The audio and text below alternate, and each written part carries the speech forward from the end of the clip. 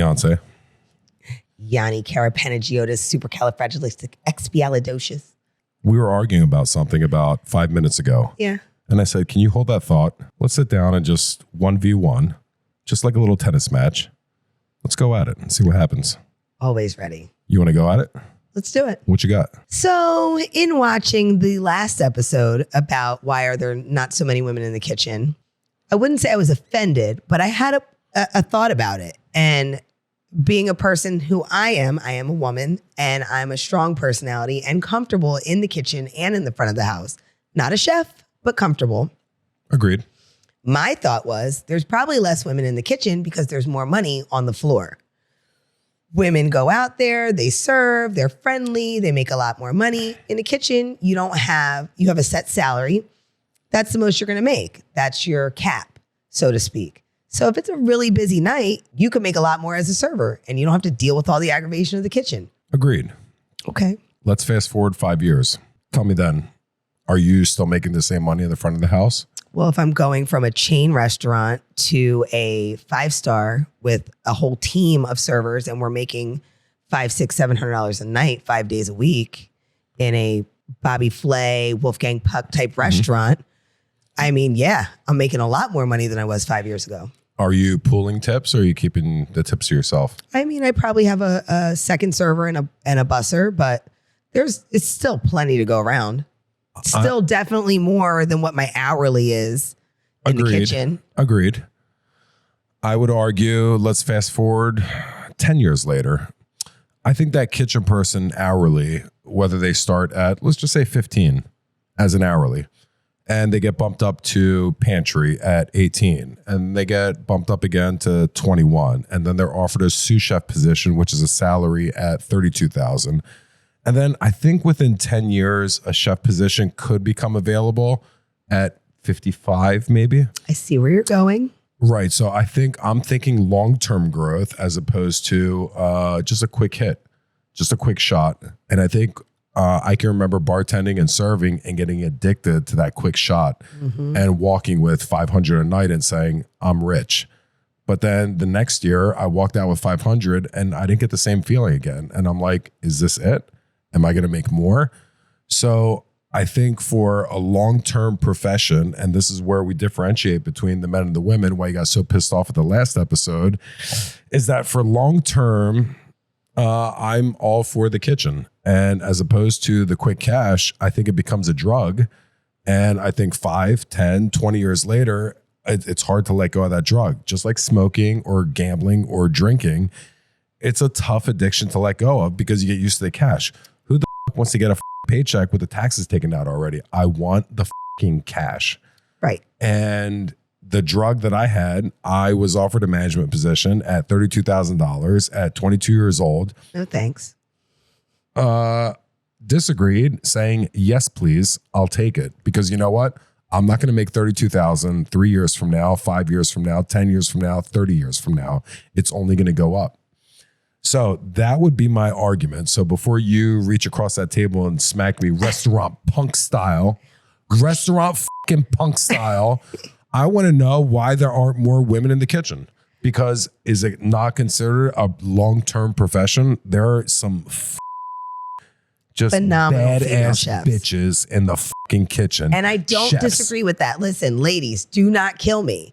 I don't think that there's not a place for women in the kitchen. I do also, well, while I even say that, a thought comes to me. We've been told, stay in the kitchen, have the babies, take care of the family. So a lot of women are like opposed to that because we've already been conditioned to believe that that's our place in the first place. Then you go work in restaurants, you get there, you walk in, and it's a bunch of dudes. They're, again, bag tagging each other, being real raunchy and nasty. And they're going to pick on you because you are the minority now in the room. I don't mean race. I mean men versus women. There's one girl in there. These guys are all screwing around. Now, I'm a woman that could be comfortable in that environment, but that's because I've been in it a long time. To say that women, listen, I've watched a million Top Chefs. There's been a lot of women that have won, and I'm dying to eat at all their restaurants. But I just think that it's a place that's not necessarily we're told to go do that. We're not conditioned for that usually. And for you to say, oh, it's an emotional, they're not emotionally equipped to be able to be in the kitchen. Men have that over us. I think that you guys project that onto us. You say, oh, she must be on her period, or oh, she's going to cry in the freezer or in the walk-in. That's not the case. You guys are pointing at us and doing that and antagonizing. And that's what makes it like, I don't want to deal with this shit. I'm going to go out there. I'm going to serve 3 tables tonight and walk out with $500. Then, like you said, growth, I'm going to take my tips, save them up, buy a couple properties and rent out Airbnbs, and then I'm going to be out of this shit. And then I might open my own restaurant like I did this year. And I'm just saying, it's not that we can't. We're just smarter and we choose to do something different. Saying. You are smarter. But the locker room atmosphere. Write that down, y'all. I'm saying it on camera.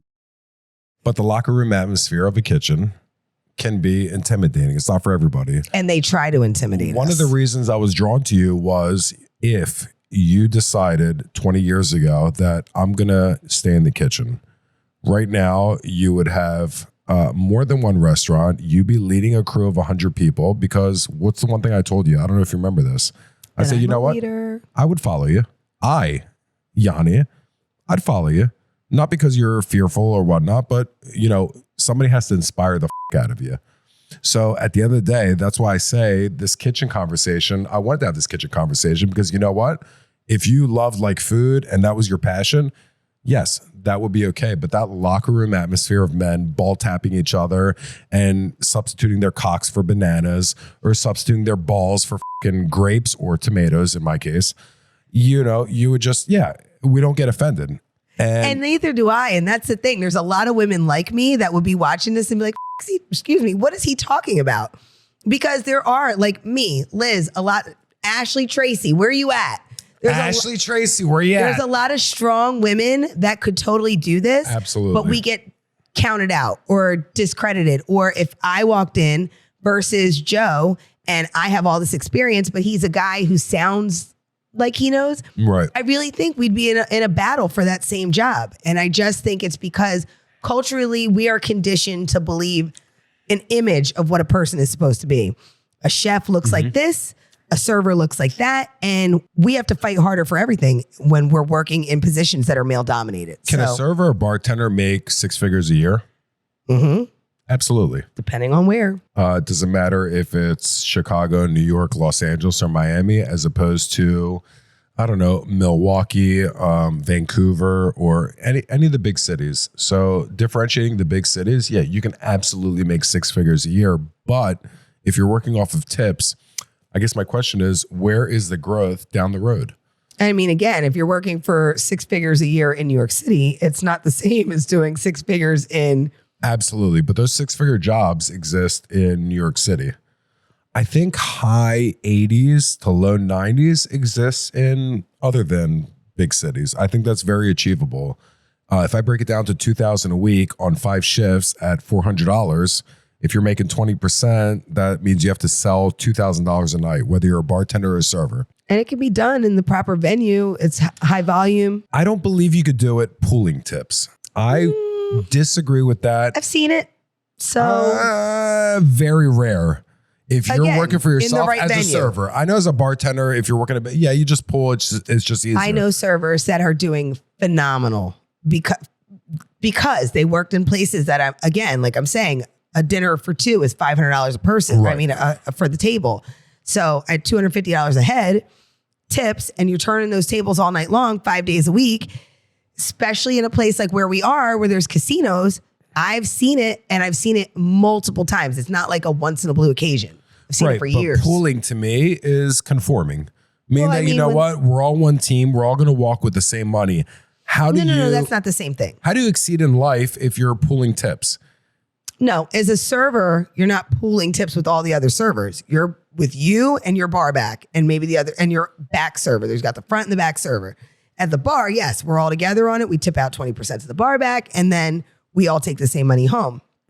But that's totally different than serving in like a gourmet restaurant where it's a 3-hour dinner and you're selling steaks at market price that are $170, So are you telling me, even after this conversation, even after 11 minutes of going back and forth and playing ping pong or tennis, let's say tennis, Serena Williams. if you went back 20 years, would you stick to tips or would you reconsider and come into the kitchen and go for a salary moving forward?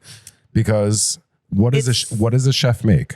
Tell It's me. hard to say, Yanni, because knowing all that I know now and knowing who I am now, yeah, you're right. I probably would have owned a couple restaurants and had hundreds of people below me. A couple bars and restaurants. However, in the 20 years that I've been bartending, I have lived a phenomenally comfortable life. I've traveled all over the world and I've been off and able to enjoy my life and not be miserable because I have to work 40, 50, 60 hours a week. So it really is just comes down to what you want in life. Do you want to live and make money and chill? Or do you want to own and build and have all that, but be miserable and stressed? Like, this is everybody in the this is kitchen is why I love stressed. you, because I've been miserable. The 20 years that you've been happy, I've been miserable. and we've been working just as hard. But now the next 20 years, I'm good to go. And so am I because I prepared for it. Oh, yeah? You ready? Yeah. What you got? You set up life insurance. Oh, you got your life insurance? Yeah, I got my yeah? TD Ameritrade. I got my little bit of investments. Had I not traveled so much, I probably would have a couple properties, but I only have one right now. But my goal is to get another one this year. And I'm just saying. That's my goal for you. The That's all server I want. life That's all I has care about. afforded me that. But I still want more, which is why I'm even here and following you. Aye, Captain, but I'm just saying. Yeah, just come in the kitchen. The kitchen's fun. Listen, you saw me this summer on the grill making cheesesteaks, sweating. Like, You did really good. Thank You did you. really good. So our advice to our listeners. women can do anything men can do. Just do what you want to do. And don't let anybody tell you can't. That's the bottom line. Women can cook. Well put. Women can be chefs. Well put. Well, women End of the day. women run the household. Women are the neck of the family. Mothers are the neck of the family. And we had an episode regarding chefs. So I want you to think about cooking for your kids and what you're cooking for your kids and how much care you put into what you're cooking for your Well, kids. not for nothing. How many of those cooking shows do you watch where the chef is like, well, how did you become, I used to stand there and watch my grandma roll meatballs, or, it always comes from home. It always comes Always. from love and passion and food Always. is love. So, I mean, don't discredit us. You might beat us up in the beginning, but by the end, we win. We win. Debatable. Restaurant Punk. Before I get up, Restaurant Punk. We out. Come into the kitchen, Leonce. Just a little bit more. Oh my God. I don't think anybody won this argument. It's not- Debate? we never will win. I love debates of the source. And I love you. This We're source. fine. No. I'm going to this choke you as sort. soon as they turn off the camera, though. Thank you for going down the rabbit hole with me. I hope we could do it again. Restaurant Punk. Would you call me supercalifragilisticexpialidocious Yanni carapetajotis? And Leonce.